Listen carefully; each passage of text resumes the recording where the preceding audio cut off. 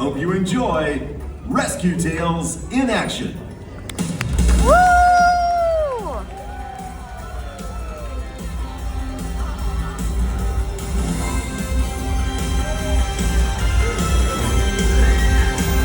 Do you want to be a hero? Make a difference in this great big world. Come along with us as we go on a whole new adventure. What are you waiting for? Young rescuers we will be. We'll make sure they're cared for, make sure they're loved. 'Cause there's a wide open deep blue world. We're on a mission to save. There's a wide open deep blue world. We all got a part to play. We're here to save the day. We're here to save the day.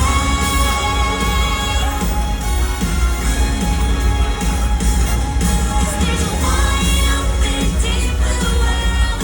We're on a mission to save. There's a wide open deep blue world. We all got a part to play.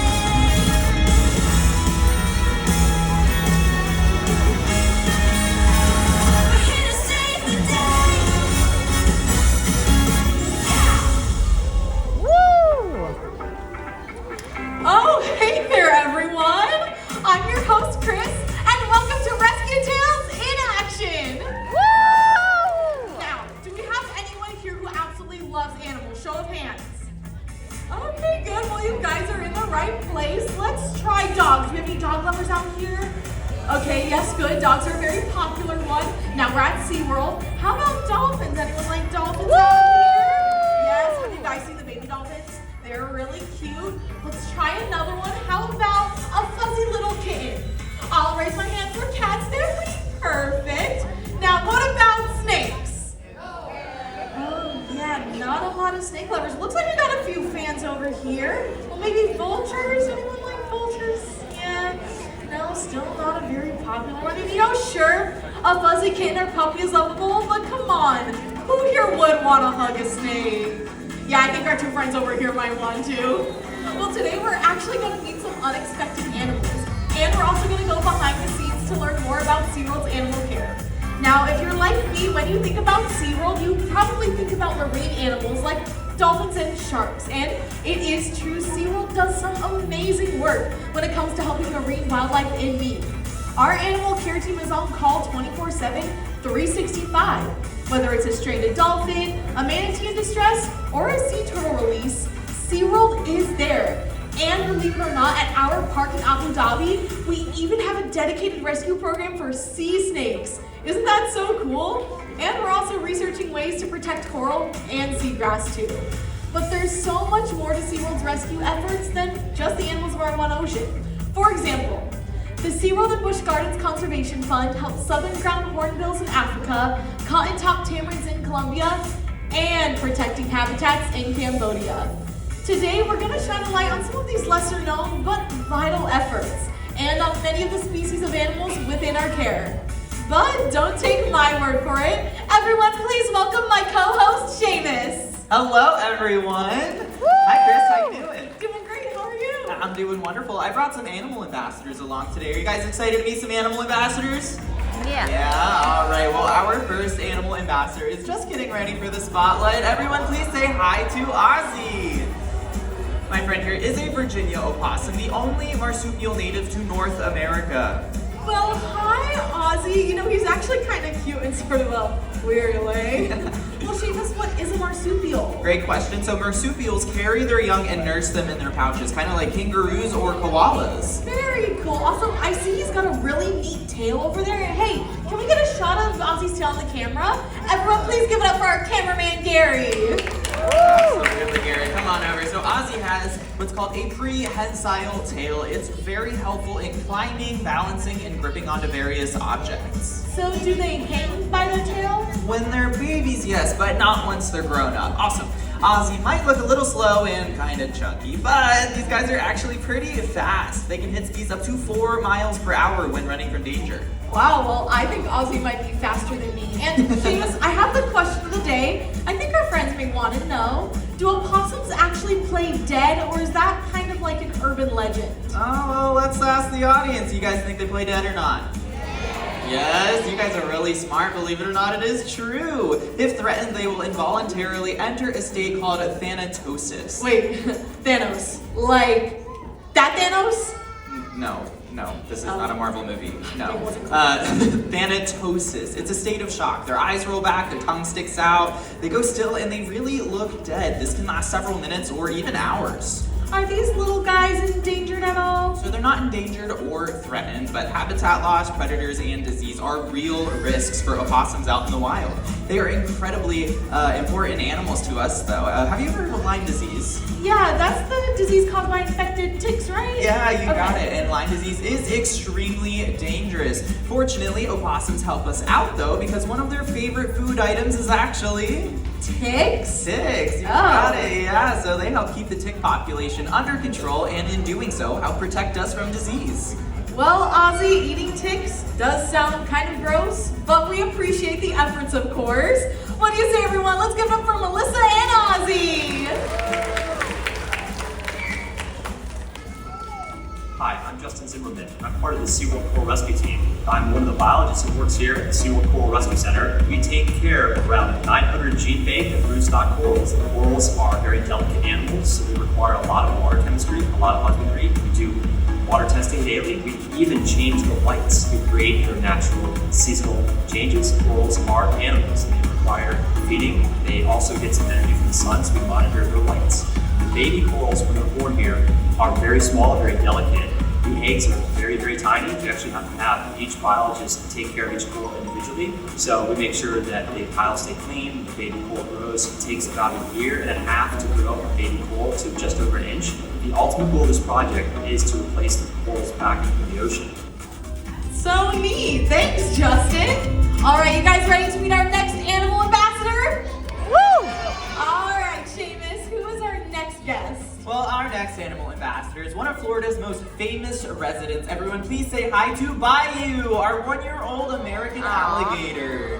Hey there, Bayou. You know, he's actually kind of cute for something that's gonna get a lot bigger and scary. Yeah, you got that right. These guys can actually get up to 15 feet long and weigh up to 1,000 pounds. And while Bayou here is only about 1 year old, they can live between 35 to 50 years in the wild and up to 80 years in human care. Wow, that's a really long time. But as a species, they have been around for a lot longer, right? Yes, they have. They've actually been around for about 150 million years. They're what we like to call living fossils because they were around before the dinosaurs went extinct. Well, what has made them such good survivors? Great question, Chris. So you see those bumpy ridges on his back? Yeah, absolutely. Yeah, those are called osteoderms. They are bony plates that are right underneath the skin that kind of act like built-in armor.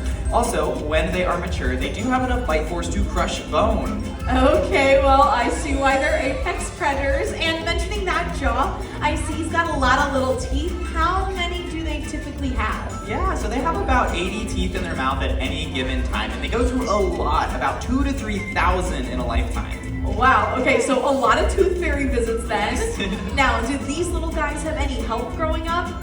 They do. So unlike most reptiles, the mama gator will actually stay with the baby for about 2 years. She'll build a nest for him, and here's a really cool science fact actually. The temperature of the nest will determine whether or not the babies are male or female.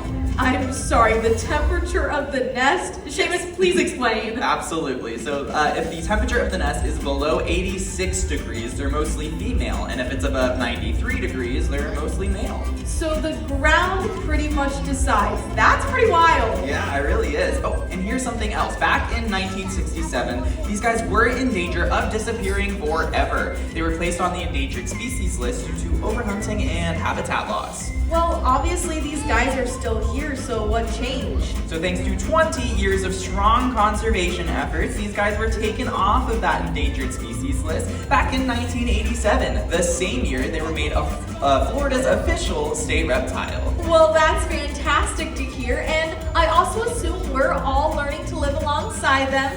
by not feeding them and giving them space, right? Yeah, absolutely. And if we all do our part, alligators like Bayou here will be around for another 250 million years. Well, thanks, Bayou, for coming on by. Everybody say Bayou. Well, we'll see you later, alligator.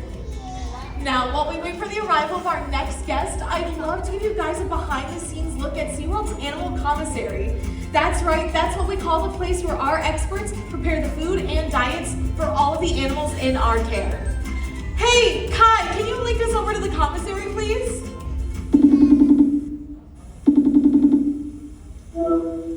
Hey Chris, how's it going? Going great, Nick. Just so you know, you're live here at Rescue Tales with a few hundred of my closest friends. Say hi.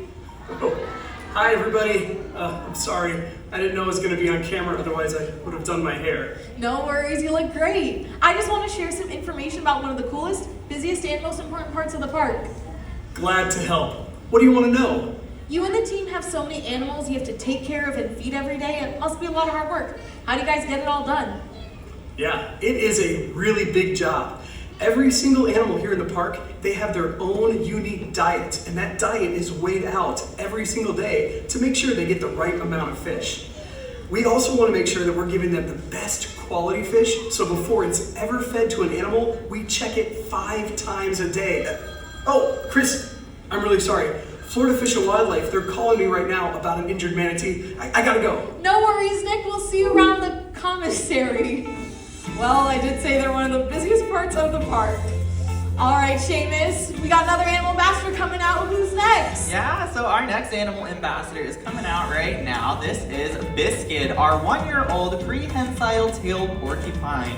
She was born at a zoo in Texas, and she is just starting to explore the world. Wait, hold on. Did you say porcupine? Yes. Don't they have really sharp quills? Yes, they do, but not once they're babies, and you'll see it, you know, when she comes out eventually, if she comes out. But oh, she's coming up now, actually. Everyone say hi, Biscuit. Oh, hi, Biscuit. Yeah, so they actually have super sharp quills, but once they're babies, called baby or porcupets. Wait, hold on, Seamus. You said a porcupet? Yes, yeah. Porcupet, that's such a cute little name. Yeah, it is. I love it. Like a So Pokemon. porcupets have reddish-brown guard hairs that actually harden into quills over time. This protects the mom during birth. Awesome. You mentioned a prehensile tail. Is that like our friend Ozzy from earlier? Yes, it is actually. It's pretty much identical to Ozzy, so it helps acting like a third arm and balancing, climbing in trees, and gripping onto various objects. So they're basically like expert tree climbers then. Yeah, absolutely, Chris. And these guys can be found in the forests of South America, and they hardly ever come down from the trees other than to have babies or use the bathroom. Well, I wish I could hang out in a tree. That kind of sounds fun, right? Absolutely. What do these little guys like to eat? Oh, great question. So they love to munch on fruits, flowers, leaves, roots. Oh, and Biscuit's favorite is actually corn. Well, I love corn too, Biscuit. I'm sure you do. I've heard your jokes, Chris. Oh, well, why don't we move on? Let's talk about those quills again. Can you tell me a little bit more about them? Yeah, absolutely. So she's got about 150 quills per square inch. They are her best line of defense. If she feels threatened, she won't shoot them. However, she will raise them. And if that doesn't ward off the predator, she'll actually charge backwards. Okay, so she's got like a spiky little ninja mode. Yeah, you got it. They also have a really cool adaptation where they have an antibiotic coating on their quills, just in case they accidentally poke themselves. That's so neat. And wait, you taught me this earlier. Can I share it with the audience? Yeah, absolutely. All right, so a baby porcupine is called a porcupet. Does anyone know what a group of porcupines is called? Shout it out. Any guesses? Oh, maybe not. Well, they're actually called a prickle. I think that's pretty funny. Yeah, it really does fit perfectly. And while Biscuit species is listed as least concern, they actually play a very vital role in their rainforest homes. As they eat and climb, they actually spread seeds on the forest floor that sprout into new trees, kind of like little forest farmers. Oh, well, Biscuit, you're not only super cute, you're also really important. Well, thank you so much, Hannah and Biscuit, for sharing your tale with us today. Everyone say bye to Biscuit. Bye, Biscuit. My job is to ensure that all of the animals here at SeaWorld Orlando are healthy. So I do physicals on them, treat their illnesses, perform surgeries. There's an entire team here at SeaWorld. We have veterinarians, veterinary technicians. We have an entire lab staff, and we have our own pharmacy here at SeaWorld. That means that we can dispense our own medications for our animals, and we can customize it to fit the size of the animals. So we have our own lab here on property, so we can submit all of our samples so we can get our results immediately, and we are able to treat the animals in a very efficient manner. I can not only treat the animals here at SeaWorld, but we also do rescue and rehabilitation. We are able to collect data from those animals and give that information to those who can change and advocate for the animals and their environment. Thank you, Doc, for you and your team's hard work. All right, we've got time for one more animal ambassador. Seamus, who is our last guest? Well, our final animal ambassador loves to be on stage and meeting new people. He's big, he's colorful, and he kind of looks like a dinosaur. It's Barney? No, it's not Barney, it's Newman, our African Southern ground hornbill. Hey there, Newman. So Newman here, yes, he's saying hi. Say hi, Newman. Hi, Newman. So ground hornbills can live up to 50 years in the wild and up to 70 years in human care. Newman here is 22 years old, and he actually just celebrated his 22nd birthday. Everyone say happy birthday, Newman. Happy birthday, Newman. Yeah. So he is imprinted, well, and he was actually hand raised at SeaWorld San Antonio. And so he is imprinted, which means that he likes the company of humans more than other birds. So he's become an amazing animal ambassador for his species. You know, Seamus, he kind of reminds me of me. Obviously, he loves attention and being in the spotlight. Absolutely, you both share that in common for sure. So yeah, as you saw earlier, he was testing out those crates. That is a natural behavior. He uses his beak much like a tool, kind of like an axe. This helps in foraging in hard to reach places like tree trunks and dried soil. Now, he is a bird. Can he fly? Because if he gets in the catwalk up there, it would be kind of hard to get him back down. Yeah, I see what you're saying, Chris. It would be a little tricky. So he is a bird. He can fly. He actually has a wingspan of up to 6 feet, and he can travel about 18 miles an hour in the air. However, much like his name suggests, ground hornbill, he does prefer to be on the ground. So he's going to stay right here on stage with Emily Ray. Good. Glad he's going to stay here on stage. I also see on the screen up there, he's got some nice long lashes. I'm kind of jealous. They're beautiful. Yeah, most of us would pay really good money for extensions like that, right? So ground hornbills have actually adapted to grow really nice long lashes that are actually feathers. This helps protect their eyes from the harsh elements of the African landscape. That is very neat. Now, Seamus, what do these guys typically like to eat? Great question. So they typically hunt in small groups, and they like to eat rodents, insects, and small reptiles. Thank you, Newman. He's looking for a small reptile. He also absolutely loves vegetation, which makes them a keystone species and effective seed disperser. Unfortunately, these guys are endangered due to habitat loss, poisoning, and poaching. They also have one of the slowest reproduction rates, at only 1 to 2 successful chicks raised every 9 years. Wow. Part of the reason for this is the tree they like to use to nest in is growing scarce, so if they don't find a suitable tree, they won't lay their eggs. Wow, that's really unfortunate to hear. I don't know, maybe we could make artificial trees that these guys could use instead. Would that work? Yeah, you're actually right on the money, Chris. That's exactly what we are doing. Yeah, I think Newman agrees. Absolutely. So the SeaWorld and Busch Garden Conservation Fund is helping contribute to projects like the Magula Ground Hornbill Project in Kruger National Park. This project has perfected making fake trees for Newman species, and Newman species has learned how to use these trees. So hopefully with more successful projects like this, we can continue to see Newman species numbers rise. Absolutely, and we can continue to learn from our friends like Newman for years to come. Everyone, please give it up for Newman, our African Southern ground hornbill. Rescue Tales reminds us that every creature, no matter how big or small, deserves love, compassion, and a second chance. And through our Rescue Center efforts, we are proud to be able to give that second chance. For over 60 years, SeaWorld has rescued over 42,000 animals with the intent of rehabilitating them and returning them back to the wild. This year alone, right here in SeaWorld Orlando, we've returned over 25 manatees and 45 sea turtles. Let's give it up for SeaWorld's rescue teams and veterinary staff. Absolutely, and we are not done yet. Thanks to the support of friends like you, these stories of hope and... You gotta get, yeah, thank you. These stories of hope and healing will continue to unfold. And a special thanks to all of our animal ambassadors we've seen here today. Absolutely, and until next time, remember to cherish every tale. Within each one, there's a story worth saving. Thank you so much for joining us, everyone, and have a tale of a day at SeaWorld. Goodbye, everybody. Bye.